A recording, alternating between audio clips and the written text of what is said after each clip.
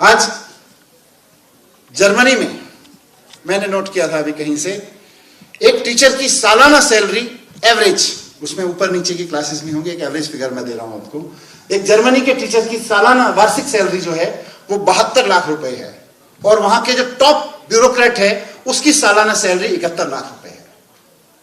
72 lakh teacher की है average, 71 lakh वहां के सबसे टॉप ब्यूरोक्रेसी का जो सिस्टम है उसकी है। स्विट्जरलैंड में टीचर की सैलरी वार्षिक 71 लाख रुपए है, और ब्यूरोक्रेट्स जो सीनियर टॉप मोस्ट ब्यूरोक्रेट्स हैं उनकी 64 लाख रुपए। आप अंतर देखिए, देश क्यों बढ़ रहे हैं आगे?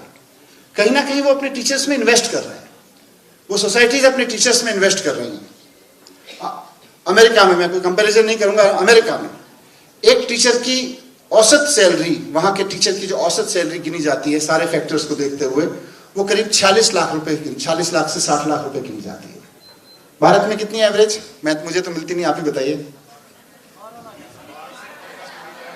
12 से 15 लाख एवरेज है। कुछ तो करना पड़ेगा, है जी? टैक्स भी कट जाता है। नहीं, टैक्स सब मुझे नहीं पता ये फिगर्स में टैक्स है कि नहीं है। मुझे लगता है, मैं सही में दिल से बोल रहा हूं, किसी राजनीतिक उसमें नहीं, एक भारतीय होने के नाते बोल रहा हूं कि अगर हमें 2047 के भारत की नींव रखनी है और उसमें टीचर्स से हमें यह अपेक्षा करनी है कि अब 2047 के भारत का निर्माण आपके क्लासरूम से होगा, तो आज हमें यह निर्णय लेना पड़ेगा। आज लें, आज से 5 साल बाद लें, 6 साल बाद लें, 2 साल बाद लें, किसी समय पूरे देश को एक बहुत सोच समझ के लेना पड़ेगा कि हमारे देश में भी टीचर्स की सैलरी सबसे ज्यादा, किसी भी अधिकारी से ज्यादा होनी चाहिए। यह हमें नियम बनाना पड़ेगा। मैं ये नहीं कह रहा कि टीचर्स को सबसे ज्यादा तनख्वाह दो और फिर जो सबसे ज्यादा सीनियर टीचर है उसको भारत का कैबिनेट सेक्रेटरी बना दो, नहीं, वो नहीं होगा। या डीएम बना दो। डीएम तो आईएएस को ही बनाना पड़ेगा। वो एक क्वालिफिकेशन लेके आते हैं, एक एक्सपीरियंस लेके आते हैं, एक खास तरह की नॉलेज लेके आते हैं, तो डीएम का काम तो एक आईएएस ही करेगा। लेकिन 5 साल में डीएम बन जाते हैं तारिक साहब, लगभग मराठी जी। तो 5 साल में एक आदमी डीएम बनता है, वो डीएम 5 साल वाला आईएएस ही बनेगा। लेकिन 5 साल के डीएम आईएएस की सैलरी और 5 साल के शिक्षा विभाग में काम कर रहे टीचर की सैलरी देखी जाए तो मेरी राय में 5 साल के टीचर की सैलरी ज्यादा होनी चाहिए एक आईएएस से। एक कैबिनेट सेक्रेटरी कितने साल में बनता है? 34 ईयर्स। लगभग 30 से 35 साल में भारत के जो सबसे ज्यादा सैलरीज पाने वाले सरकार में देखें तो अधिकारी होते हैं आईएएस, उनकी तनख्वाह 30-35 साल में कैबिनेट सेक्रेटरी बन जाते हैं वो, या सेक्रेटरीज बन जाते हैं।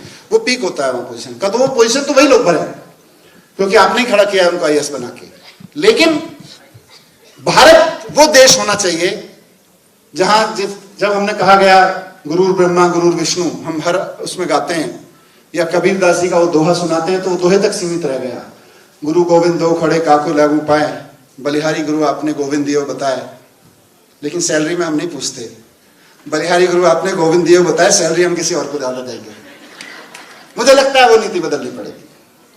आज भारत को इस नीति की जरूरत है क्योंकि हम ही कर सकते हैं। मैंने खूब सर्च किया, इंटरनेट तो नहीं था मेरे पास में, किताबें थी, मैं इनसे, मेरी रिसर्च टीम, मेरे टीम किताबें लाके देती रहती थी मुझे। मैंने इनसे कहा दुनिया जान की किताबें लाओ इस विषयों पर, मैं पढ़ना चाहता हूं, समझना चाहता हूं। मुझे कहीं नहीं मिला कि किसी देश ने यह कॉन्सेप्ट दिया हो दुनिया में कि गुरु गोविंद दो खड़े काके लागू पाए, बलिहारी गुरु आपने गोविंद दियो बताया। तो भगवान से पहले भी गुरु को हम पूजना चाहते हैं। किसी दुनिया में किसी कॉन्सेप्ट नहीं है। गुरु ब्रह्मा गुरु विष्णु कहीं दुनिया में कॉन्सेप्ट नहीं है, भारत की भूमि पर यह कॉन्सेप्ट है। तो फिर भारत ही वो भूमि है जहां से ये मैसेज जाना चाहिए दुनिया को कि हम सिर्फ कहते नहीं है, हम सिर्फ मंच पे गाते नहीं है, हम करते भी हैं। और सैलरी में भी हमारा वो रिफ्लेक्ट होना चाहिए कि एक टीचर की सैलरी सबसे ज्यादा देश में होनी चाहिए। और उसका फायदा क्या होगा? मैं कोई ऐसा नहीं कि यहां एक पॉपुलिज्म बात कह के जाना चाहता हूं, उसका फायदा देखिए क्या होगा। आप लोग भी जब कॉलेज में पढ़ते थे, ये लोग भी जब कॉलेज में पढ़ते थे, उस वक्त one of the most attractive professions में आईएएस रहता है। उसमें एक कारण रहता है, उसमें सैलरीज बहुत होती हैं, उसमें पावर्स भी होती हैं, उसमें सैलरीज भी होती हैं, या सैलरीज वाले लोगों की डिपार्टमेंट की तरफ भागते हैं।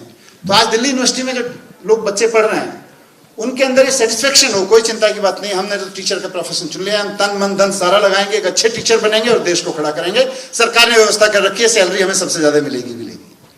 ये एक नीति की जरूरत है देश में, और मैं समझता हूं वो बन सकती है। अब समय आ गया है वो नीति बनाने का। आइए ऐसे भारत, क्योंकि चारों तरफ चर्चा है कि हम 2047 का भारत कैसा खड़ा करेंगे, विकसित भारत की तरफ कैसे चलेंगे। मेरा मानना है कि टीचर्स को वो सम्मान दिए बिना और वो जगह दिए बिना जिसमें हमारे परंपराओं में भी रिफ्लेक्ट होता है, लेकिन हमारी बैलेंस शीट में भी रिफ्लेक्ट होना चाहिए कि हमारे यहाँ टीचर सबसे ज्यादा सैलरी पाते हैं। हम वो देश हैं जहां टीचर सबसे ज्यादा सैलरी पाते हैं किसी भी सरकारी कर्मचारी की तुलना में। वहां हम पहुंचेंगे, मुझे लगता है भारत को फिर विकसित होने से कोई नहीं रोक सकता। और जब तक इस तरह की चीजें नहीं होंगी, खाली इससे नहीं होगा, लेकिन जब तक इस तरह की चीजें नहीं होंगी, कोई धक्का भी मारेगा तो भारत विकसित हो नहीं सकता। बहुत बहुत धन्यवाद आप सब लोगों का, आपने मुझे मौका दिया कि मैं आपके बीच अपनी बात रख सकूं। थोड़ी सी दिल की जो इच्छाएं थी, बहुत सारी चीजें हैं, फिर मैं मिलता रहूंगा। हम भी दिल्ली में, आप भी दिल्ली में हैं। Thank you very much. सबको बहुत बहुत शुभकामनाएं टीचर्स डे की। धन्यवाद।